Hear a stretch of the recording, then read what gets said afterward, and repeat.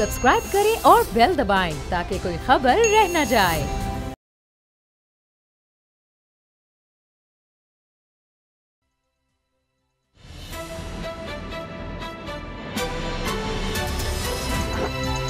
अब पता चला।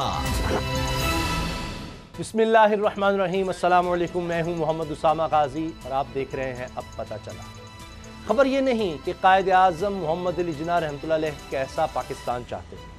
खबर यह है कि पाकिस्तान को कायद के विजन के मुताबिक बनाने के लिए हम काम नहीं कर सकते, लेकिन कायद के नाम पर सियासत में खूब आती है। आज कौम यौम कायद आज़म मोहम्मद अली जिन्ना रहमतुल्लाह अलैह मना रही है और इस अहम दिन पर मज़ार कायद वाक़े पर सिंध और विफाक फिर आमने सामने दिखाई दे रहे हैं। कल सिंध हुकूमत ने मज़ार कायद वाक़े की इंक्वायरी रिपोर्ट की मंजूरी दी, जिसके हवाले से प्रेस कॉन्फ्रेंस करते हुए सिंध हुकूमत के तर्जुमान मुर्तज़ा वहाब ने मज़ार कायद वाक़े का मलबा तहरीक इंसाफ और विफाकी हुकूमत पर डाल दिया है। अब जाहिर है सिंध हुकूमत ने जो पत्थर फेंका है इसका जवाब भी आएगा। अफसोस इस बात का है कि 70 साल बाद भी बतौर कौम हम अपने अजीम रहनुमा को पहचान ही नहीं पाए, जिनकी दूर अंदेशी, उसूल पसंदी और सच्चाई की गवाही दुश्मन भी देते रहे। विजय लक्ष्मी पंडित जवाहरलाल नेहरू की बहन और कांग्रेसी सियासतदान थी। कायद आज़म मोहम्मद अली जिन्ना के बारे में इनका एक कौल बहुत मशहूर हुआ। इनका कहना था कि अगर मुस्लिम लीग के पास 100 गांधी, 200 अबुल कलाम आजाद होते, लेकिन कांग्रेस के पास एक जिन्ना होते तो हिंदुस्तान कभी तकसीम ना होता। माजी करीब की बात करें तो भारतीय जनता पार्टी के सीनियर रहनुमा और साबिक वजीर खारजा जसवंत सिंह भी जिन्ना के बड़े मद्दाह थे, जिनको बानी पाकिस्तान मोहम्मद अली जिन्ना की तारीफ पर पार्टी से भी निकाला गया। जसवंत सिंह ने जिन्ना इंडिया पार्टीशन इंडिपेंडेंस के नाम से एक किताब लिखी, जिसमें उन्होंने हमारे महबूब कायद की तारीफ किन अल्फाज में की, जरा गौर से सुनिए। कायद आज़म एक अजीम कौम परस्त हिंदुस्तानी थे, जिन्हें कांग्रेसी रहनुमाओं के रवैये ने अलग मुल्क के लिए जिद्दोजहद पर मजबूर किया। कांग्रेसी रहनुमा इस हकीकत का इदराक न कर सके कि हिंदुस्तान के नए निज़ाम में मुसलमान हिंदू गलबे से खाइफ थे। किताब में जसवंत सिंह ने पाकिस्तान की बजाय भारत को तरजीह देने वाले मुसलमानों की ज़बू हाली का भी खुलकर जिक्र किया है। वो मजीद कहते हैं कि मोहम्मद अली जिन्ना का पाकिस्तान बनाने का फैसला बिल्कुल सही था। जम्मू कश्मीर के हवाले से वो लिखते हैं कि अगर भारत कश्मीरियों को इस्तिस्वाब राय का हक दे दे तो खित्ते के ममालिक के दरमियान माबैन मजबूत इक्तिसादी रवाबित बहाल हो सकते हैं। और आज की अगर बात करें तो यह गवाही अब हिंदुस्तान भी देने लगा है कि सिखों ने 47 में कायद आज़म रहमतुल्लाह अलैह का साथ ना देकर संगीन गलती की। भारत के हाथों जख्म सहने के बाद अब इसका एतराफ सिख रहनुमा खुलेआम कर रहे हैं। सवाल यह है कि हम पाकिस्तान को कायद के विजन के मुताबिक बनाने के लिए क्या कर रहे हैं। आज इसी पर बात होगी। असद खरल साहब मेरे साथ हैं। खरल साहब, एक तो कायद आज़म रहमतुल्लाह अलैह के मज़ार की बेहरमती का मामला जो है उस पर भी हम बात करेंगे, लेकिन पहले कायद आज़म का जो विजन था, देखिए ये होता है विजनरी, सही लीडर। कि 70 साल गुजर गए और आज उनकी बातें आज भी सही सच साबित हो रही हैं। आज देखिए सिखों का क्या हाल है वहाँ पर, आज देखिए मुसलमानों का क्या हाल है, उनसे शरीयत छीनी जा रही है, बेगार कैंप बनाए जा रहे हैं। तो ये कायद आज़म जीत गए और अब ये चलता है, लोग कहते हैं जी गांधी हार गए। उसामा साहब, प्रोग्राम के दौरान और नाज़रीन जो सुनने वाले हैं, कई दफ़ा ये मैं वर्ड यूज़ करता हूँ अक्सर कि लीडर और सियासतदान में बहुत बड़ा फ़र्क होता है। शायद आम आदमी के लिए ये एक ही बात होती है कि जो रहनुमा होता है, लीडर होता है, और जो सियासतदान होता है, जो पॉलिटिशियन होता है, वो एक चीज़ होती है। ठीक है, लीडर पॉलिटिशियन तो होता है, लेकिन ये होता है विजन कायद आज़म मोहम्मद अली जिन्ना रहमतुल्लाह अलैह का। जो सियासतदान होता है, जो पॉलिटिशियन होता है, वो अपने इलेक्शन से आगे की नहीं सोचता। वो ये सोचता है कि 5 साल का मुझे मैंडेट मिल गया, सही मिल गया या गलत मिल गया है, तो वो ये जुगाड़े लगाने की कोशिश करता है कि माल बनाओ और ऐसा कोई निज़ाम कर दो, इदारे इस तरह कर लो, मिलान कर लो या आपस में मिला लो या अपने नीचे कर लो या आपस में बांट के खाओ, ताकि अगला इलेक्शन जो है वो भी मेरी पक्का हो जाए। ठीक है, जो लीडर होता है ना, वो लॉन्ग टर्म मनसूबे बनाता है। वो ये नहीं देखता कि मनसूबा 10 साल है या 20 साल है, वो ये देखता है कि इसके आने वाली नस्लों के ऊपर क्या असरात होंगे। कायद आज़म मोहम्मद अली जिन्ना के बारे में जो अभी काश वो हम कह नहीं सके प्रोडक्शन टीम को, वरना आज हम वो क्लिप चलाते। मैं वो अभी कल सुन रहा था, अभी वो जो किसानों की चल रही है वहाँ पे बहुत बड़ा एक महीना हो गया। वहाँ पे एक सिख रहनुमा है, गालबन वो पार्लियामेंटेरियन भी है, वो बड़ा डिटेल से बता रहे थे उसामा साहब। और जिस तरह आपने भी बातें की हैं इंट्रो के अंदर वो ये कह रहे थे, मुझे अभी भी याद है वो चीज़ें जो बता रहे थे, सरसरी सी में नाज़रीन से बड़ी अहम बातें हैं। काश वो उनकी ज़ुबानी सुनाते तो आपको आंखें खुल जाती। एक तरफ मज़ार कायदे आज़म के वाक़े के ऊपर सिंध हुकूमत और दूसरी तरफ सिख और हिंदुस्तान के बासी भी कायदे आज़म मोहम्मद अली जिन्ना के बारे में क्या कर रहे हैं, और वो कह रहे हैं वो हमारा मौसम था, हमने बहुत बड़ी गलती की। मैं उनके एग्जैक्ट अल्फाज आपको कोट एंड कोट बताता हूँ, हम दिखा भी सकते हैं अगर आगे मंडे को, चूंकि हमारा प्रोग्राम है शायद उस पर भी हम दिखा सकते हैं अगर मुनासिब हुआ। वो ये कह रहा था कि जब ये तकसीम हो रही थी ना जी, पाकिस्तान और हिंदुस्तान की तकसीम हो रही थी, तो लॉर्ड माउंटबेटन जो है वो तरले कर रहा था। उसने मास्टर तारा सिंह को, हमारे सिख रहनुमाओं को, खुदा के लिए हिंदू बनिए की जो चीजें आपको नहीं पता, जिस दिन ये इक़्तिदार में आ गए, जिस दिन ये इक़्तिदार में आ गए, ये आपको तबाह करके रख देंगे, ये फिरौन बन जाएंगे। उसने कहा, वो सिख रहनुमा बता रहा है, कहता है कायदे आज़म मोहम्मद अली जिन्ना ने कन्विंस किया, लॉर्ड माउंटबेटन ने मास्टर तारा सिंह को बुलाया और उसने कहा पूरा पंजाब ले लो, दिल्ली तक ले लो। कायदे आज़म ने उसको कहा कि आपको मिल रहा है पंजाब, ले लो। तारा सिंह तैयार होके गया। तारा सिंह जब नेहरू के जाके पास बैठा तो वही हिंदू बनिया, बगल में छुरी मुंह में राम राम। उसने कहा किसने आपको कहा है, हम तो आपके ताबेदार, आपके सामने हम खड़े होंगे, हम तो जनाब आपकी नस्लों की भी गुलामी करेंगे, तो आप हमसे अलहदा हो रहे हैं। कायदे आज़म ने यह नहीं कहा था कि सिख और मुसलमान के पाकिस्तान, ना, कायदे आज़म मेरिट के ऊपर खिलाफ बात नहीं कर सकते थे। उनको पता था कि हिंदू क्या करेगा। दो कौमी नजरिए की बुनियाद क्यों रखी? वो नवाज शरीफ तो कहते हैं ना कि नजरिए की उन्होंने नफी कर दी, वो सहमा के फंक्शन में खड़े होके कि आप भी जिसको खुदा को हम मानते हैं, आप भी उसी भगवान को। यहां तक उसने कहा वो पत्थर के भगवान हम उनको मानते हैं, नौज़बिल्ला। नवाज शरीफ ने यह फिक्रा लाइव तकरीर में कहा, कोई एडिटेड स्पीच नहीं है, वो कॉलबरी फॉन्ट वाला इशू नहीं है, खुद कहा। फिर उन्होंने कहा कि जो कल्चर आपका है वही हमारा है, वही आप खाते पीते, वही हम खाते, आलू गोश्त आप खाते हैं, आलू वो तो गोश्त खाते ही नहीं है। यानी उसको इतनी सेंस नहीं भेजा नवाज शरीफ साहब का, वो तो गोश्त काटने वालों को, गोश्त खाने वालों को कत्लेआम कर रहे हैं वहां पे। आप कह रहे हो वो गाय के गोश्त खाते हैं? नहीं नहीं, वो तो उस पर तो कत्ल करते हैं, सिर्फ उसका तो पेशाब जो है उसको बेचते हैं वो, और जिस तरह पूजा करते हैं उसकी। यानी नवाज शरीफ का विजन देख ले, वो क्या भगवान और खुदा को एक कह रहा है, और कह रहा है बीच में छोटी सी ये लकीर है, जिसके उस लकीर के लिए जिसको वो छोटी सी कह रहे हैं, क्योंकि नवाज शरीफ साहब आज भी उधर उनके दिल धड़कते हैं। आज भी जाती उमरा उन्होंने पाकिस्तान में बसाया है, आज भी उस जाती उमरा में भारत के सूबा मशरकी पंजाब में, पंजाब से और पाकिस्तान की हुकूमत के फंड लगे हुए। आपको पता है इस चीज का? मैं वहां पे गया था, इलीगल बॉर्डर क्रॉस कर गया था इनके गांव में, 98 की बात है, स्टूडेंट एज में, क्योंकि भारतीय पंजाब में वीजा नहीं लगता। मैं इनके घर में मंदिर बना हुआ है, वो सारी कहानियां सिखों की इंटरव्यू किताब जो पनामा पेश हुई सारी इनकी बैकग्राउंड में देखे हैं। अभी नए तो उन्होंने पैसे भी लगाए और वही बस्ती इधर बसाई। आज भी वो एक्सेप्ट ही नहीं कर रहे पाकिस्तान को, उसके वजूद को ये एक्सेप्ट नहीं कर रहा ये खानदान, और यही साजिशें कर रहे हैं। मामला ये उसामा साहब कि वहां पे वो कहते हैं कि जब वहां पे नेहरू ने उसको एपनेटाइज कर लिया और नेहरू ने उसको अपने चक्कर में लिया, कायदे आज़म साहब ने ये कहा था कि आप जिस तरह हम एक अलहदा कौम है, एक मजहब है, ये हिंदू सिख जो है आपको, ये हिंदू जो बनिया है ये आपको तंग करेगा, क्योंकि पंजाब के अंदर आपकी अक्सरियत है, ठीक, और पंजाब का जो सूबा है, जिस तरह इंडिपेंडेंट स्टेट रियासत पाकिस्तान एक अलहदा से बन रही है, आप भी एक अलहदा से बने, एंटिटी अपनी स्टेट बने, और हिंदू जो है, जो लोग हैं, वो रियलाइज हो रहा है वैसे आज। हाँ जी, लेकिन अब वो मास्टर तारा सिंह, उन्होंने कहा कि उसने उस बातों में आके, नेहरू की बातों में आके, आज अगर कायदे आज़म साहब ने क्या कहा, आज उनके जो हालात और वाकयात के मुताबिक उनके जो अफकार हैं, क्या वो सच नहीं हो रहे साबित? मैं चंद उनकी जो कोर्स बता रहा, दो कौमी नजरिए की अब जो मुखालफत जिन्होंने की, सही उनको समझ आ गई है। वहां के जो इवन के कुछ जो हिंदू जो पढ़े लिखे हैं ना, और जो सिख तो खैर वो तो विक्टिमाइजेशन के शिकार है ही है, मुसलमान है, जो सेंसिबल हिंदू है वो भी कहते हैं कि ये गलत हो रहा है, मोदी के बारे में कोई खुश नहीं है वो। जी जी, दानिश्वर कहीं वो तो अवार्ड्स वापस कर दिए हैं, वो तो इंतहा पसंद सोच वाले चांद लोग हैं ना, इस तरह के जो हैं, जो दहशतगर्दाना सोच रखते हैं। फिर अब जो उनका विजन है, अब हिंदुस्तान पूरा सिख मान रहे हैं और उस वहां मुल्क में रह के वो कर रहे हैं। फिर अब उन्होंने इतराफ किया, सिख रहनुमा, वही मैं कह रहा हूं, उसने कहा है कि आज हम आजाद होते तो हमारे साथ ये ज्यादतियां ना होती, हमारे ऊपर ये ज्यादतियां ना होती कि हमारी जो खेतें हैं, जो खलियान है, जो हम पूरे भारत को फीड करते हैं, और आज हमारे साथ सुतेली मां जैसा एक मोदी सलूक कर रहा है, किस लिए? गुलाम मुजस्सिम ताकि नहीं सिख रहेगी। कौम को दबाया जा सके, फाइनेंशियली उनको कमजोर किया जा खालिस्तान सके। तहरीक भी जोर पकड़ रही है, वो भी अब ये सोच तो पैदा हो गई है, वो भी इस अब तरफ आ जो रहे अभी हैं कि अब इंट्रो में लगता है- उसामा साहब आपने बात की है जी जी कि कांग्रेस के पास एक जना होता तो हिंदुस्तान ना टूटता। चले वो ये तो उनकी बात है ना। हाँ जी, हाँ जी। कायदे वो तो आज़म साहब इसके तो है कि इतना कायदे आज़म visionary- साहब ने हिंदुस्तान तोड़ा नहीं है, उन्होंने तोड़ने की बात नहीं है।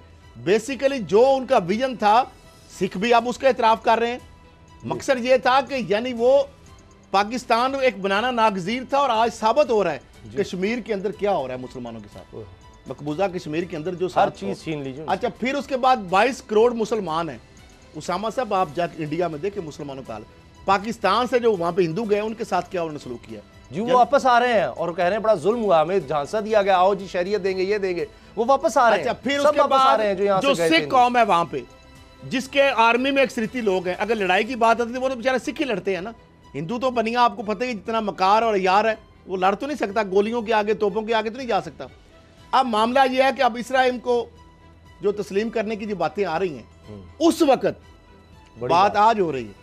बिल्कुल सही। कायदे आज़म ने दो चीजें कही हैं, बड़ी याद रखें, ये तारीख में लिखने वाली बातें। जिस तरह होते हैं ना अल्लाह ताला के एक वली होते हैं, जिस तरह वारिस शाह ने जब कहा था अपनी हीर वारिस शाह के अंदर, जब हिंद पंजाब दी वंड होसी कुछ हिस्सा कसूर दा जासिया वे। आपको पता है कितने 100 साल पहले की बात है, जब ये पार्टीशन हुई थी, प्री पार्टीशन, तो उससे तो कई 100 साल पहले की बात है। वो उन्होंने देख लिया था इकट्ठे नहीं रह ये सकते। अल्लाह ताला कहता है ना, जो नेक उसके बरगजीदा हस्तियां, जो नेक उसके बंदे हैं, और इस तरह जो लोग जो विजन अल्लाह ताला की खुदादार चलाते हैं ना, बिल्कुल सही। तो आप कायदे आज़म ने क्यों कहा था कि ये हमारी शाह आ गए? क्यों उन्होंने कहा था? क्योंकि आज अगर कश्मीर हमारे पास नहीं है, मकबूजा कश्मीर, तो दरियाओं का जब दिल चाहे वो बंद कर लेते हैं पानी, जब दिल करे वो छोड़, जब जरूरत हमें नहीं होती उस वक्त फ्लड होता है तो हमें डुबो लेते हैं, जब हम पानी की बूंद को तरस रहे होते आप हैं। देखें इसराइल के हवाले से भी अगर आप अच्छा, देखें, दूसरा बात था इसराइल का। इसराइल के बारे में उन्होंने जो कहा था, ये तो कायदे आज़म से पहले हमारे जो दुनिया जिसको लीडर मारती है, नबी आखिर ज़मां हज़रत मोहम्मद सल्लल्लाहु अलैहि वसल्लम ने उन्होंने क्या कहा था इन यहूदियों के बारे में? दोस्त नहीं हो सकते। उन्होंने कहा था ना, हाँ जी, कुरान उसी मजीद में चीज की इंडोर्समेंट की कायदे आज़म। वो दाढ़ी उन्होंने नहीं रखी थी, लेकिन सच्चे प्रैक्टिसिंग मुसलमान। कायदे आज़म के बारे में मैंने अपने जो दादा, जो परदादा या बड़े जो हमारे 100 साल के लोग हैं, हम चूंकि तीसरी चौथी जनरेशन, अल्लाह ताला ने, हम खुशकिस्मत हैं कि हमने 3-4 जनरेशनों को देखा है। हमने जो पाकिस्तान प्री पार्टीशन वाले लोग हैं वो उनको भी हमने देखा है, और आज की नस्ल को भी हम देख रहे हैं।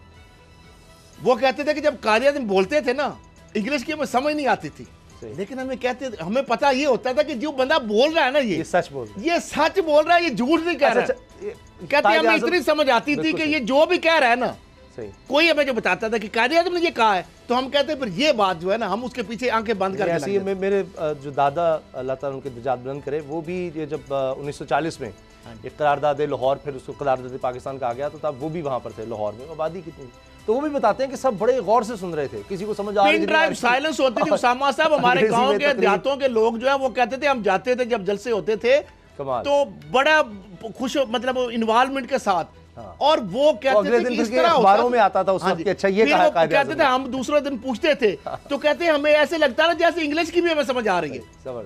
अच्छा सर, अगली खबर ये है कि ये तो कायदे आज़म का विजन और उनकी बातें सच साबित होती नजर आ रही हैं, यही बड़े आदमी की पहचान होती है, वो हिंदुस्तान में हो रही है।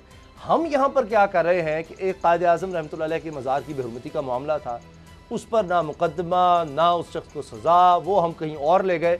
आज वो इंक्वायरी रिपोर्ट पर झगड़ा हो रहा है और मुर्तज़ा वहाब साहब कह चुके हैं कि जो कुछ हुआ, जो भी एपिसोड हुआ, विफाकी हुकूमत, इदारे और यहाँ इनके तहरीक इंसाफ के जो सियासतदान हैं, लीडरान हैं, वहाँ तहरीक इंसाफ के जो लोग थे जिन्होंने दबाव डाला, सारा कुछ किया, सब के जिम्मेदार वो हैं।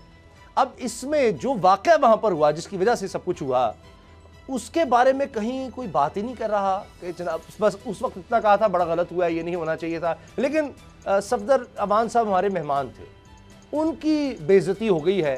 कायदे आज़म ने तो उनके मज़ार का जो है वो बस आज कहीं जिक्र भी नहीं है, बस इतना कह दिया वो अच्छा नहीं हुआ।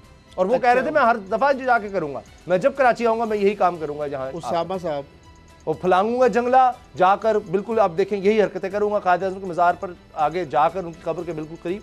अब कभी किसी को नहीं जरूरत हुई, पड़े तो नहीं कितने कितने डिग्निटरीज आए, कितने सुदूर वज़रा वज़ीर आज़म आए, पाकिस्तान के तमाम सुदूर वज़ीर आज़म जितने गुजरे सब, लेकिन कभी किसी को इस तरह जरूरत नहीं हुई किसी ने ये हरकत की। उसामा साहब, मैं तो आज जो तर्जमान है सिंध हुकूमत और जो सिंध हुकूमत का जो स्टांस आया है और जो एक नई रिपोर्ट शायद मनूवर करके कोई नई रिपोर्ट जारी कर रहे हैं, शायद वो जो आपस में मामला कर रहे हैं इदारों को बदनामी का, वो कहते हैं कोई पहलू हमने हाथ से जाने नहीं देना। अच्छा, अब मामला ये है कि कायद आज़म साहब जो है जिस तरीके से मैं उनके तो वाक़या जिस तरह अजीम लीडर हैं, मैं छोटा सा उसके साथ कोरिलेट कर रहा हूँ कि जब वो बीमार थे, ज़ियारत आपको पता है क्वेटा में जो रेस्ट हाउस था वहाँ पे उनको रखा गया था, तो खाना छोड़ गए थे बीमारी की वजह से। आपको पता है कमज़ोर थे, काम ज़्यादा करते थे, काम और सिर्फ काम, तो खाना नहीं खा पा रहे थे। तो उनके एडीसी और जो मोहतरमा फातिमा जना है, उन्होंने एक यहाँ लाहौर में आते थे नवाब गालिबन कोई थे, क्या नाम उनका, उनके जो खान सामे थे ना, उनके हाथ का बना हुआ खाना कायद आज़म मोहम्मद अली जना को बहुत पसंद था उसामा साहब। अब मामला ये, उन्होंने बुला लिया वो खान सामा, कुक बुला लिया, कुक बुलाया, उसने खाना बनाया। अब कायद आज़म साहब कई दिन से जो खाना नहीं खा पा रहे थे, उन्होंने शेर पेट भर के खाना खाया और उनको तो खटक गई। उनका ये खाना किसने बनाया है? कायद आज़म मोहम्मद अली जना ने। एडीसी को पता था कि कायद आज़म के सामने झूठ, इमरान खान के सामने तो बोल सकते हैं, ये होती है लीडर जो भी है, फर्क होता है ना, जो कह रहे थे कभी समझ नहीं बनेगा क्या ये, सुन तो ले मैं। उन्होंने कहा ये खाना किसने बनाया है? उन्होंने कहा जी वो जो लाहौर में जाते थे, उनका ये कैसे आया है? उन्होंने कहा जी जहाज पे, उनके इतने पैसे, वो गरीब मुल्क के एक हुक्मरान के लिए जहाज पे वो आया है। उनका ये आम, इसको गाड़ी का जो भी है, ये मेरे पैसे, मेरे पर्सनल, उसको वापस दो, और ये पैसे जो है ये भी मेरे से काटो, और अपनी बहन से नाराजगी का इजहार किया। यानी वो बंदा सेक्रीफाइस इतना कि अपनी जान दे दी, लेकिन उसने, और एक दफा chit I prime minister house में कि जनाब ये बिल है, जिस तरह आप तो अल्लाह तआला लिया ना उसामा साहब, तो उनका ये क्या है? उनका कि ये मेरी पर्सनल चीज़ें बहन की हैं, इसका बिल जो है मुझसे देंगे, और ये मेरी सॉक्स महंगी हैं, ये अफोर्ड नहीं कर सकता, ये भी पैसे मैं दूंगा, और ये चीज़ जो किसने खरीदी है उनका ये पैसे भी मेरी तनख्वाह से। ऐसे ही है, यानी इस हद तक वो अब क्या हो रहा है? वो कह रही सिंध हुकूमत, अब तमाशा क्या है जी, वो कह रहे हैं जी जो कमेटी है, एक तरफ वो कह रहे हैं जी थाने में दरखास्त दी, थाने वाला ने कहा जी कार्रवाई नहीं बनती, ठीक है मान लिया। उन्होंने कहा जी जो एडमिन कमेटी है, एडमिनिस्ट्रेटर जो कमेटी है, उसका हो क्या गया? तो सुन तो ले, उसने भी दरखास्त दे दी, उसके ऊपर आपने एक्शन कर लिया, उसने भी तो दरखास्त दी ना। उन्होंने कहा जी वो स्टेट के जरिए होनी होती कार्रवाई, तो मजिस्ट्रेट जो है या सिंध हुकूमत जो है, वहां पे किस तरह का लॉ एंड ऑर्डर का मसला होता है, या उसका मिजाज की बेहुरमती होती है। फिर अगला तीसरा स्टांस क्या है? अब कारी जो है उसके बयान को लेके बैठ गए, कहते जी कारी जो कह रहा है, फुटेज कुछ कह रही है, उसको भी नहीं देख रहे, कमेटी खुद दरखास्त दे रही है, मुद्दई भी बन रही है, उसको भी बात नहीं कर रहे, लेकिन वो कहते कारी ने कहा जी ऐसा वाकया नहीं हुआ। यानी कारी की बात ठीक हो गई, फुटेज भी गलत हो गई, और जो कायद की मज़ार की कमेटी है उसने वाकये के बारे में रिपोर्ट किया। कायद आज़म डे पर, उनके यौम पैदाइश के दिन इस तरह के वाकयात के आपस में लड़ाई, क्या फर्क और दिन नहीं रखा जा सकता था, या इसको किसी तरह से बैठ कर वफाकी हुकूमत के साथ बैठ कर डिस्कस कर लिया जाता कि जी अच्छा पब्लिक नहीं, आज तो उनको माफ कर दे, आज भी उस मिज़ार के ऊपर, आज तो कम से कम कहते हैं कि आज के दिन के लिए हम जो भी पीछे हो गई हैं गलतियां, हम उसके ऊपर आज हम इसके दरखास्त को प्रोसीड करते हैं, आज ही दरखास्त को। आपको क्या मिज़ार कायद की कमेटी ने दरखास्त नहीं दी? अगर उसने दी है तो आज तक हम, आज ही आप एक प्रेस रिलीज जारी करते हैं कि आज जनाब चूंकि दिन है तो हमने जनाब एक्शन कर दिया। उसामा साहब कहते हैं ना सुबह का भूला अगर शाम को वापस आ जाता तो उसको भूला हो नहीं कहना चाहिए। जी। अब दशनाम तराजी का सिलसिला देख लें, कभी वो कहते हैं जी आईजी है, कभी इदारों के ऊपर, क्यों दशनाम तराजी क्यों हो रही हैं? आईटी से उठ रही हैं, मौलाना फजल रहमान साहब को क्यों क्लैरिफिकेशन देनी पड़ रही है? कहते हैं जी हाँ जेल में तो कोई भी जाके मुलाकात कर सकता है ना, उसको रोका तो नहीं जा सकता ना, लेकिन वो डील तो नहीं को हो रही। हम अब फरवरी के लॉन्ग मार्च का बात करनी थी, अब कहते हैं हम 1 जनवरी को बताएंगे कि क्या करना है उसका। इस्तीफों के ज़िमनी इलेक्शन में भी 1 जनवरी को हम बताएंगे हमने हिस्सा लेना है कि नहीं लेना। यानी अभी तक इसका मतलब है आप जो कहानियां पहले सुना रहे थे वो सब गलत है। अच्छा, बात समझ आ रही है? और साथ मोहम्मद अली दुरानी साहब को बयान देना क्यों नौबत आई? वो उनको एक नया कहानी खड़ी कर दी गई। वो कह रहे हैं जी इमरान खान साहब जिद्दी हैं, वो बात नहीं मानते। अब एक तरफ बनाया जा रहा था कि वो पैगाम लेके गए हुकूमत का, वो तो कह रहे हैं जनाब इमरान खान साहब को भी शिद्दत में कमी लानी चाहिए। वो खामखा में कहते हैं तू कौन, मैं खामखा।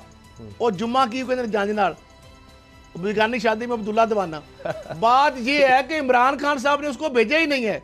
नून लीग ये पोर्ट्रे कर रही थी कि हुकूमत जनाब बिल्कुल परेशान हो गई है, हुकूमत बुखला गई है, हुकूमत डर गई है, और उनका जो इत्तेहादी है GDA वाला और पीर बगाड़ा का पैगाम आ गया, और उधर से आर्मी चीफ और DGI से इमरान खान की मुलाकात हो गई, 3 बड़ों की मुलाकात, और उन्होंने एक पैगाम रसा भेज दिया और डील हो गई नून लीग से। ये कहानी थी।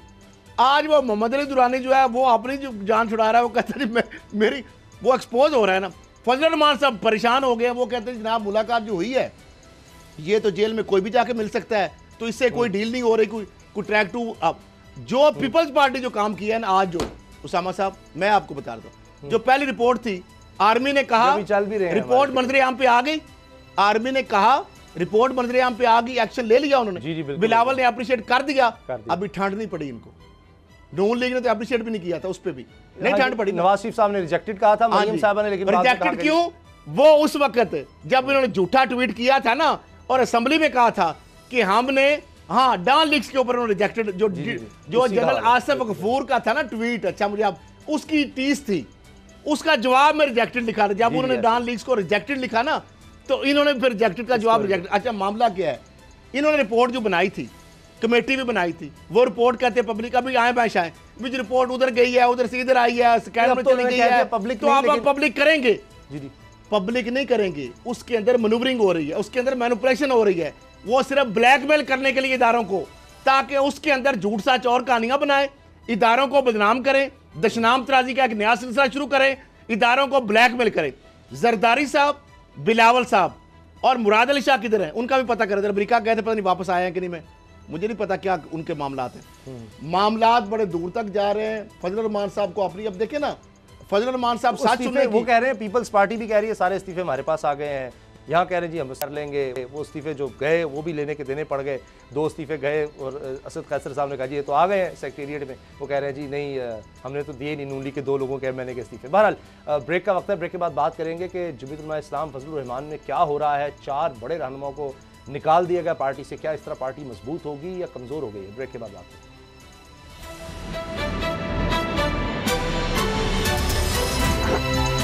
अब पता चला।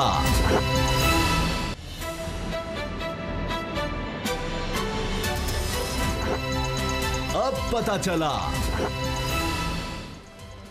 जमीयत उलमा इस्लाम फजलुर रहमान ग्रुप बड़ी मुश्किल में है, और 4 अहम रहनुमा उनको पार्टी से ही निकाल दिया गया है डिसिप्लिन की खिलाफ वर्जी पर, क्योंकि इन्होंने फजलुर रहमान साहब के हवाले से बात की थी इसलिए। और इनमें कौन कौन है? मौलाना शिरानी हैं, हाफिज़ हुसैन अहमद साहब हैं, मौलाना नसीब हैं, मौलाना शौज मुल्क हैं, और मुख्तलिफ रानों में मुख्तलिफ बयान दिए। पहले हाफिज़ हुसैन अहमद साहब का काफ़ी अरसे से चल रहा था कि वो भी नाराज़ हैं जमीयत उलमा इस्लाम की तरफ से। कोई बात आई, इन्होंने कहा कि जी हम पार्टी की डिसिप्लिन की तो हमने शुरू में खिलाफ वर्जी नहीं की, हम तो नून लीग के बयानी के खिलाफ थे हाफिज़ हुसैन अहमद साहब। फिर उनके हक़ में मौलाना शिरानी में बयान दे दिया, लेकिन मौलाना शिरानी के बयान यकीनन काफ़ी सख्त है। उन्होंने तो फजलुर रहमान साहब को कहा जिन्होंने पार्टी पर कब्ज़ा किया हुआ है।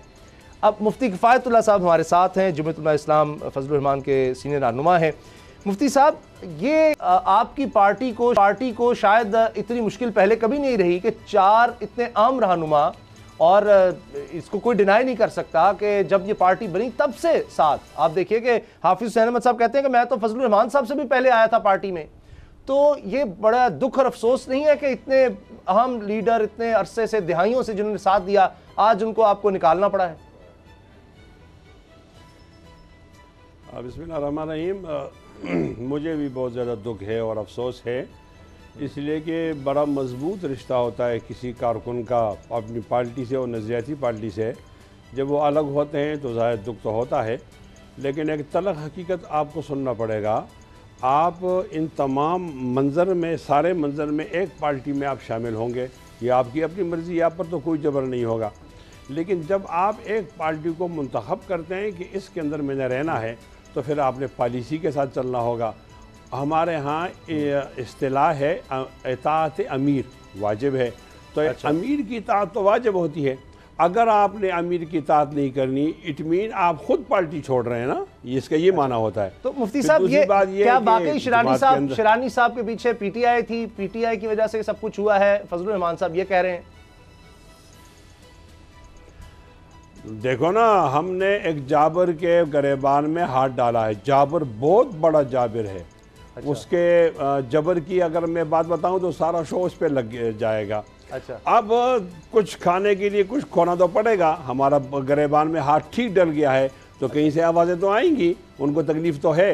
लेकिन मैं ये अर्ज करना चाहता हूँ 40 साल से पुराने लोग आज तहरीक इंसाफ के कहने पर चल रहे हैं। शिरानी साहब, एक मिनट नहीं आप सर, मैंने सवाल पूछा, इसका तो बता देना, क्योंकि फजलुर रहमान साहब ने कहा है, आप कह रहे हैं अमीर की बात माननी चाहिए।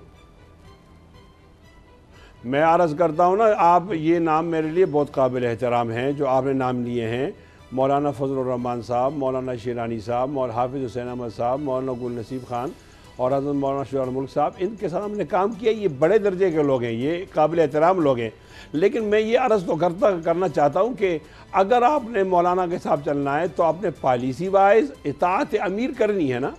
अगर आप इताअत अमीर नहीं करेंगे और कोई तादीबी कार्रवाई होगी तो फिर आपको जवाब तो देना पड़ेगा। एक आपको तारीखी हवाला दे दूँ ताकि आप बहुत ज़्यादा इत्मीनान हो जाए।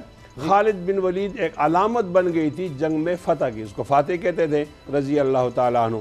लेकिन एक मौके पर उमर रज़ी अल्लाह ताला अन्हु ने, उनको सिपह सालार थे और वो सिपह सालारी से उनको हटाया और उनको कहा जी आप आम सिपाही होंगे। तो इस पर तो कोई एतराज़ नहीं हुआ। ये तो नहीं कहा गया कि सिपह सालार को नहीं, उसकी आप मौलाना साहब एक मिनट, मुफ्ती साहब मैं उसकी लॉजिक भी बता देता हूँ। उसकी मंतक ये थी, मैं आपको समझा देता हूँ। आपने बड़ा अच्छा वाकया बताया। उसकी मंतक ये थी कि उन्होंने कहा कि ये कहीं एहसास ना हो जाए कि खालिद बिन वलीद से जो है वो साहब जो रहमतुल्लाह अलैह है, वो उनकी वजह से हर जंग जो है वो फतह हो रही है, तो कहीं उनके ज़हन में ये गुमान ना आ जाए या लोग ये समझना ना शुरू कर दें या वो कहीं इतराना ना शुरू कर दें। तो इसलिए उनको एक साइड लाइन किया गया नहीं है। अच्छा चले, नहीं चले, ये मंतिक नहीं है। आप बता दें, फरमा दें। ये इल्लत होती है जिसको हम सबब या वजह कहते हैं। ये इल्लत कोई भी हो, लेकिन एक अमल तो हो गया ना। उसके बाद भी वो सिपह सालार क्या नहीं बने? क्या उनको निकाल दिया गया था? क्या दायरे से निकाला गया था? फौज से निकाल दिया गया था? वो छोड़े, लेकिन वो तो आपकी आवाज भी गूंज रही है, आपकी आवाज भी गूंज, मुफ्ती साहब मैं समझता ना हूँ। मेरी बात सुने, मुफ्ती साहब बताएं, मेरी बात सुन लें, नाराज ना हो। खैर है, अगर आपने बुला लिया है तो बर्दाश्त भी कर लो थोड़ी देर के लिए। मुझे आप लोगों की मजबूरी मालूम होती है। नहीं सुने, मैं ये अर्ज करता हूँ ना, आपको जमात में शमूलियत पे जबर नहीं है। आप जिसमें भी चाहो शामिल हो जाओ, लेकिन जब आप शामिल होंगे तो आपने पॉलिसी को तो फॉलो करना होगा। पॉलिसी फॉलो करेंगे, बांध की बोलियों को तो जमात नहीं कहते। एक फिक्र के लोगों का एक साथ चलने को जमात कहते हैं। अब अगर बिलफज़ल तकदीर कहीं से ये बात सामने आ गई है कि फला आदमी बहुत मोहतरम है, लेकिन पार्टी तो ज्यादा मोहतरम होती है, उन्होंने पॉलिसी को फॉलो नहीं किया, तादीबी कार्रवाई होगी। एक मिनट जी, आपकी आवाज में गूंजे, नाराज नहीं होना। मैं आपकी बात समझता हूं, मेरी बात जरा पूरी सुन ले। बहुत मोहतरम होती है शख्सियत, लेकिन पार्टी ज़्यादा मोहतरम होती है। और अगर ये तादीबी कार्रवाई हो गई तो ये तो मामूल का हिस्सा है। मैं अर्ज़ ये करना चाहता हूँ, मौलाना शिरानी साहब 6 सालों से एतराज़ करते हैं, उनका एक नुक्ता नज़र है, उसको सुना भी जाता है। आज हुकूमत की चूरन नहीं है, उसके बाद वो हमारा चूरन बेचते हैं। अगर मौलाना शिरानी ये बात न करते तो हुकूमत क्या करती? सवाल ये है कि हुकूमत इतनी नालायक है कि वो हमारे चूरन पे गुजारा करती, उसके बाद ना चूरन ही नहीं है। अब एक मिनट मुफ्ती साहब, आप इत्मीनान से, एक मुराद सईद का ट्वीट है, अगर आप इजाजत दें तो मैं पढ़ दूं। क्या? मुराद सईद एक वजीर है वफाकी, उनका एक ट्वीट है, अगर आप इजाजत दें तो मैं पढ़ दूं उसके बारे में, ताकि आपका फवाद चौधरी मुराद सईद साहब ने ट्वीट किया है मौलाना साहब के हवाले से। तो मैं असल में इन लोगों ने कान में ऐसी चीज लगाई है, गूंज आ रही है, समझ नहीं आ रहा आप क्या फरमा रहे हैं। अच्छा, मैं आपको वो पढ़ देता हूं। टेक्निकल सर यार, मेरा ख्याल उनकी आवाज उनको ठीक नहीं जा रही है एफबी में। अच्छा, अब मैं आप मुराद सईद साहब ने एक ट्वीट किया मौलाना साहब के बारे में और साथ एक वीडियो भी लगाई है। वो ये कह रहे हैं कि डीजल के परमिट पर हुकूमत की हमायत, नेटो को सप्लाई का धंधा, आमदन से ज्यादा अरबों की जायदादों के अलावा दामाद और रऊफ मामा समेत मुतअद्दिद फ्रंटमैन, फाटा इंजमाम के मौका पर बाहर के जसूस अदारे से फंडिंग और अमेरिका के लिए वोट बराए फरोख्त, अपनी जमात सवाल पूछे तो रुकनीयत मुअत्तल, जवाब तो देना होगा। अब ये इतने संगीन एक चार्जशीट लगा दिया वीडियो लगा के मुराद सईद साहब ने, इसके ऊपर आप क्या फरमाएंगे? मुराद सईद साहब को मैं जानता हूं, उनका स्टेटस ऐसा नहीं है कि मैं उसका जवाब दे दूं। अच्छा, चले शिरानी साहब का स्टेटस तो आप मानते हैं। ये फरमाइए कि अब कोई भी फजलुर रहमान साहब के खिलाफ बात करेगा तो उसको पार्टी से निकाला जाएगा, इसका मतलब है। अगरचे आप चंद दिन पहले ये फरमा रहे थे कि ये हमारा अंदरूनी मामला है, इसको हम संभाल लेंगे। 6 साल से शिरानी साहब इख्तलाफ कर रहे थे, तो अब आकर निकाल दिया गया उनको। ये हुकूमत की वजह से निकाला गया कि हुकूमत ने इसको उठा दिया मामले को? मौलाना शेरानी साहब का एक मौक़िफ़ है, देखो आप बात को सीरियस लो। मौलाना शेरानी साहब का एक मौक़िफ़ है और वो ये मौक़िफ़ है कि इसराइल को तस्लीम कर लिया जाए। अब इसराइल को तस्लीम करने के बारे में हमारे पार्टी का मौक़िफ़ वाज़ेह है, मौलाना मुफ्ती महमूद का मौक़िफ़ है, हमारी आज की पार्टी का है, कुरान और सुन्नत से लिया गया है। जनाब उमर रज़ी अल्लाह ताला अन्हु, सलाहुद्दीन अय्यूबी, पाकिस्तान कायद-ए-आज़म मोहम्मद जिन्ना, एक बात है। अब एक बात नहीं आ गई है और वो पार्टी से हट कर है। मेरी राय के अंदर वो इतनी भारी बात थी कि उस बात को बर्दाश्त नहीं किया जा सका। तो अब बिलफर्ज तकदीर एक आदमी की राय बनती है और वो राय ज़रा पॉलिसी से हटकर होती है तो तादीबी कार्रवाई तो फिर हो जाती है। अच्छा मुफ्ती साहब, ये बड़ा मुगलिया तो है नहीं। एक मिनट, मौलाना शिरानी साहब के हवाले से मेरे लिए जो पहली दफ़ा एक शॉकिंग बात है, आपने कहा कि इजराइल वो तस्लीम करने के हक में थे, इस तरह का कोई बयान दिया है, पार्टी के अंदर बात की है या कोई इस तरह का ख्याल है? हाँ जी, मुझे नहीं मैं बता, हमारी एक कमेटी बनी थी, उसका भी नतीजा वो सामने नहीं आया ना, मैंने पढ़ा भी नहीं है। ये बड़ा हम समझते हैं कि उनकी जात के ऊपर भी बहुत बड़ा एक इल्जाम है, क्योंकि हमारे सामने कोई ऐसी बात तो सुने, बयान नहीं है। जी जी, अगर ये बात है जो मैं कह रहा हूँ, फिर तो इसका ये तर्जुमा मुनासिब है।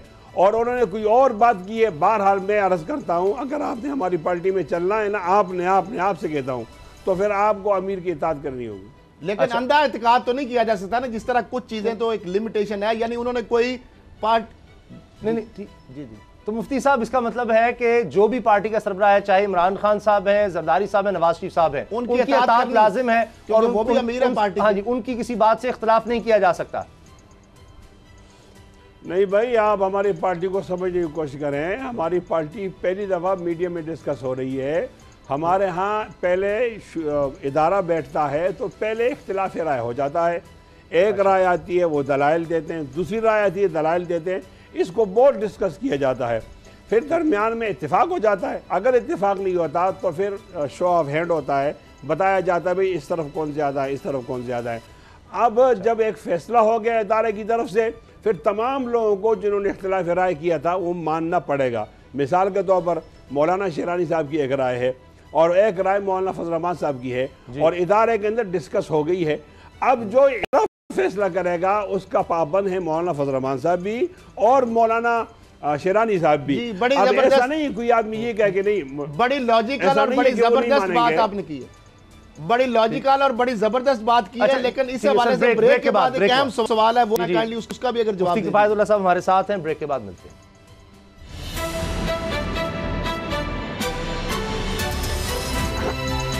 अब पता चला।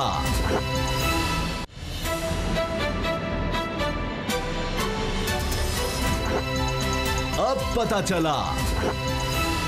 जमीयत उलमा इस्लाम के रहनुमा मुफ्ती किफायतुल्लाह साहब हमारे साथ हैं। मुफ्ती साहब, पीडीएम का क्या बन रहा है? वो उसकी सरबराही है मौलाना फजलुर रहमान साहब के कंधों पर और इसी बारे में हाफिज हुसैन अहमद साहब ने जो पहली गुफ्तगू की थी वही थी कि जी हमारे गले में डाल दिया सारा मामला नून लीग ने, तो वहाँ से फिर मामला ख़राब हुआ था। तो सबसे अहम चीज़ थी आपके पास, फजलुर रहमान साहब खुद कहते रहे कि सिंध हुकूमत, पीपल्स पार्टी की जो सिंध में हुकूमत है वो और इस्तीफ़े, और सबसे बड़ा कार्ड आपके पास वो था, तो वो तो इस्तीफे अब दे नहीं रहे, तो वो कार्ड तो अब तबाह हो गया। फिर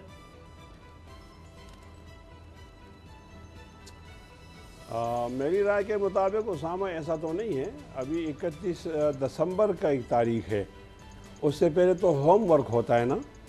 जो आपने 31 के बाद सवाल करना था वो सवाल आपने कर दिया है होमवर्क के मौके पर। मुझे ख्याल है आप सवालात के तायुन के अंदर ज़रा थोड़ा सा एहतियात ज़रूर करें।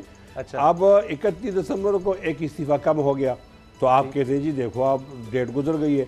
तो अभी तो मौका तो है ना, मौका चले, दें, मैं वो अगला सवाल बेहतर करने की कोशिश करता हूँ। मौका दें। अब 16 और 19 फरवरी को जो इलेक्शन होने हैं ज़िमनी, उसके लिए अगर कोई पार्टी मांग रही है कि कैंडिडेट्स कहाँ हैं, उसमें हिस्सा लेने के लिए जा रही है, तो फिर इस्तीफे तो बेमानी हो जाते हैं। उसके बाद जब आप इलेक्शन में हिस्सा लेने जा रहे हैं तो फिर इस्तीफे कहाँ से आ गए? नहीं, ये जो अब ज़िमनी इंतखाब है ना, इसका और इसकी और पोजीशन है, और जो हम इस्तीफ़ा देंगे और ज़िमनी इंतखाब उसके और पोजीशन होंगे। ये जो ज़िमनी इंतखाब है ये उसी जानवर की दुम है जो 2018 के अंदर जो इंतखाबी जानवर मौजूद था, तो इसका हुक्म तो वही होगा, दुम का भी वही हुक्म है जो जानवर का हुक्म है। इसको ये ज़िम्मे में देखें, तो चूंकि वो आपने लड़ा है, इसको अगर लड़ा भी जाए तो हमारे इस मौके पर कोई तब्दील नहीं आएगी। हाँ, अगर हमने इस्तीफे दे दिए और इस्तीफे के बाद हमने ज़िमनी लड़ना शुरू कर दिया, फिर आपका सवाल बनता है कि आपने फिर इस्तीफे क्यों दिए। इन दोनों को अलग अलग देख लिया जाए तो जवाब ठीक इलेक्शन में, यानी जानवर में भी हिस्सा लिया, दुम में भी हिस्सा लेना है, लेकिन उसके बाद फिर देंगे कुर्बानी। तो अभी ज़िमनी इलेक्शन में हिस्सा लेके नहीं, इसका ताल्लुक नहीं है ना उसामा, इसका ताल्लुक है जनरल इलेक्शन से। और जब हम इस्तीफा देंगे और फिर हमने ज़िमनी में हिस्सा ले लिया तो आप कहेंगे ये क्या किया भैया, आपने पहले इस्तीफा दिया और फिर, ये अलग अलग सवाल है। अच्छा ठीक है, अब मुफ्ती साहब एक हैपनिंग हो गई, एक आपने कहा कि अभी वो कहते हैं पिंड वसिया ने जो चक्के पहले आगे, पंजाबी दी एक मिसाल है, पता नहीं आपको समझ आएगी कि नहीं। तो मामला ये, वो तो आपकी बड़ी बात थी कि अभी वो जब होगा तो देखी जाएगी, 31 दिसंबर आएगा। अब मामला एक हैपनिंग हुई है, 4 बंदे जो सीनियर रहनुमा है और आपकी पार्टी के, और हमें भी जिस तरह आपको उनसे दिली मोहब्बत है, हमें भी उनसे मोहब्बत है, और इसलिए हमें तकलीफ भी है कि वो ऐसे जीरक और सीनियर पॉलिटिशियन जो 4 थे, हाफिज हुसैन अहमद साहब, मौलाना शुजाउल मुल्क साहब, शरानी साहब और गुल नसीब साहब, उन 4 को निकाला गया। अमीर की इताअत ठीक है, आपने कहा, बाकी पार्टियों की सारी बात है, अपनी मर्जी है, वो करें ना करें, लेकिन 4 जो बंदे हैं जिनके ऊपर उनको निकाला गया 40 साल या 30 साल या 50 साल रफाकत के बाद, क्या उनको मौका दिया गया है, उनकी बात सुनी गई है, उनको चार्जशीट थमाई गई है, फिर उन्होंने आपस में जवाब दिया है, और वो जो चीज़ें हैं क्या वो पब्लिक करेंगे या वो सीक्रेट डॉक्यूमेंट है, ताकि हमें भी, हमारी भी तशनगी दूर हो जाए कि वाकई ही डिसिप्लिन के हवाले से या अमीर की इताअत के हवाले से उनको मौका दिया गया, उनको रोका गया, वार्न किया गया, लेकिन वो दानिस्ता या वो रहना ही नहीं चाहते थे, तो इसलिए मजबूरन ये काम करना पड़ा। ऐसी कोई हैपनिंग हुई है या डिक्टेटरशिप है कि जिसको मर्जी निकाल दो? मैं मालूमात शेयर करता हूँ, उसमें अगर कोई नक्स होगा तो मैं उज़र करूँगा। ऐसा होता है हमारे यहाँ, जब कोई बात सामने आती है तो एक कमेटी बनाई जाती है, वो या मुलाकात करती है या वो नोटिस जारी करती है शौकास। अगर उसका खातिर खा जवाब आ जाता है तो उसको मान लिया जाता है, और अगर उसके बाद भी कोई जवाब ऐसा नहीं आता तो फिर वो तादीबी कार्रवाई होती है। देखो, मैं आपसे अर्ज़ ये करना चाहता हूँ कि जुमात का नज़म आपने बहरहाल कायम रखना होगा। अगर जुमात का नज़म कायम आप नहीं रखेंगे तो उसको जुमात नहीं कहा जाएगा। आपकी अलग सोच है, मेरी अलग सोच है, आपकी अलग बांध की बोली है, मेरी अलग है, डेढ़ इनकी मसले अपनी अपनी बनाए नहीं, फिर अमीर का क्या काम हुआ। हमने अपने ख्वाहिशात को छोड़कर इदारे की बात माननी है और जुमात की बात माननी है।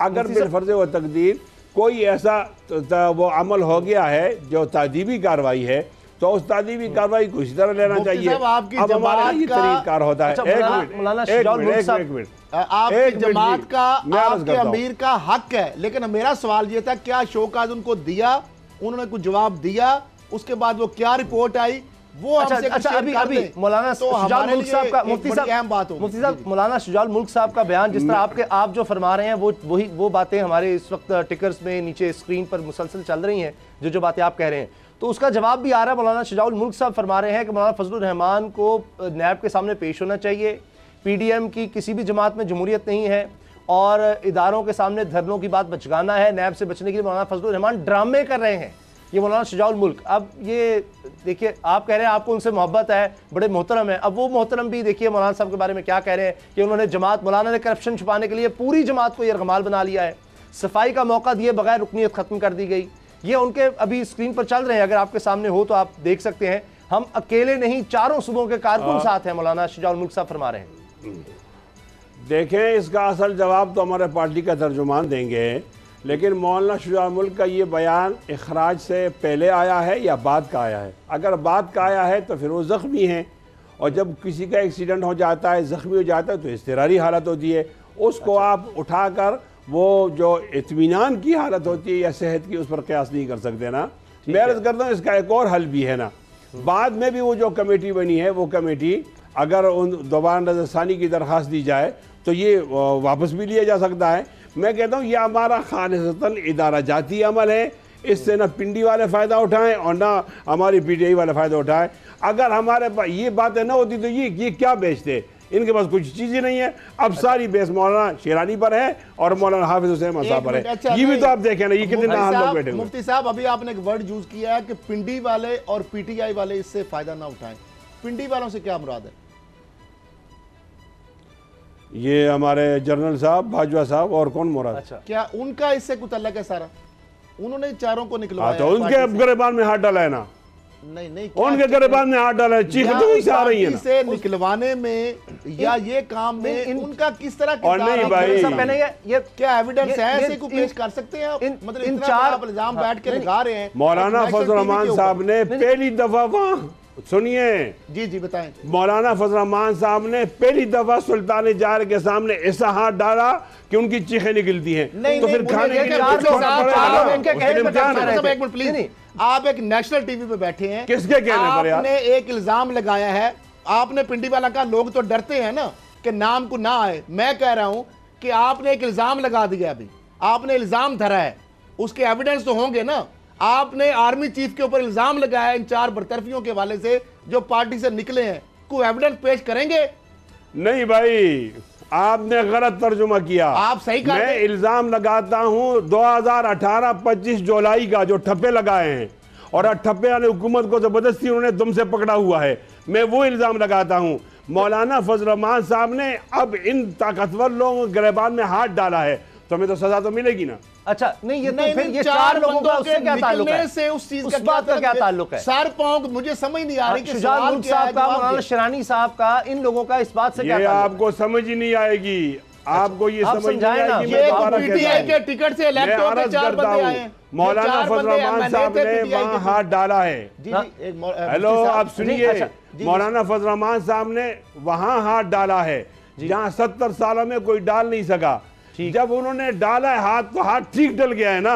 वहां जमीन गर्म हो गई है, जब जमीन गर्म हो गई है तो मौलाना शेरानी की एक बात को उछाल कर ले लिया। अब कुछ उनके पास अपना कुछ है नहीं, अब इसी बात को डिस्कस कर रहे हैं। किसके कहने पे लिया आपने? मुफ्ती साहब, चार लोगों ने, चार बंदे हैं, ये चार बंदे आपकी पार्टी से, दाइयों से हैं, ठीक हो गया। ये ना तो वजीर है मौजूदा हुकूमत में, ना ये MNA गालबन कोई भी इनमें शायद नहीं है।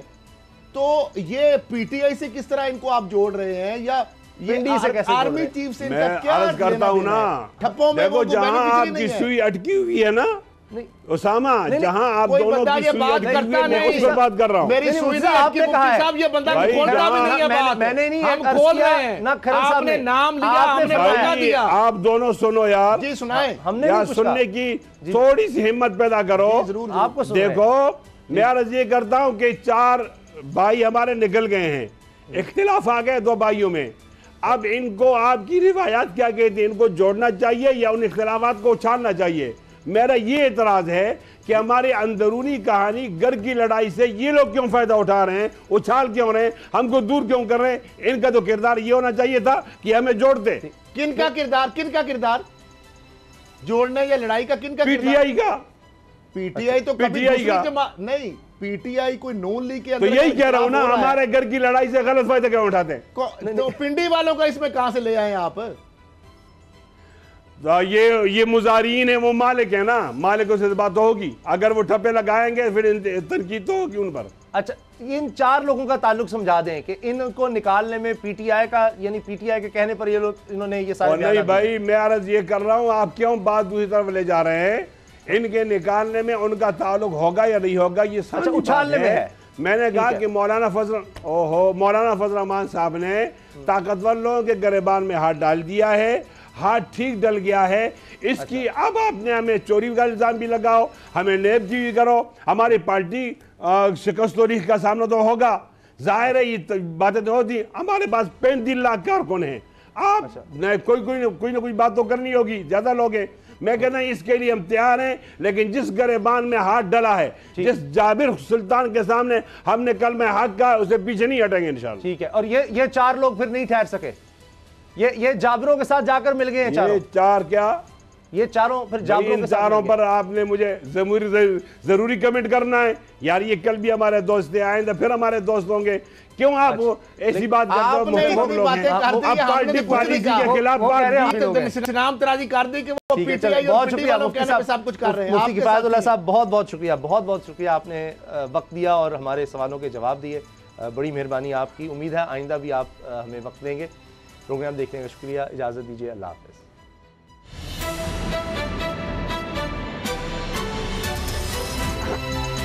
अब पता चला। सब्सक्राइब करें और बेल दबाएं ताकि कोई खबर रह न जाए।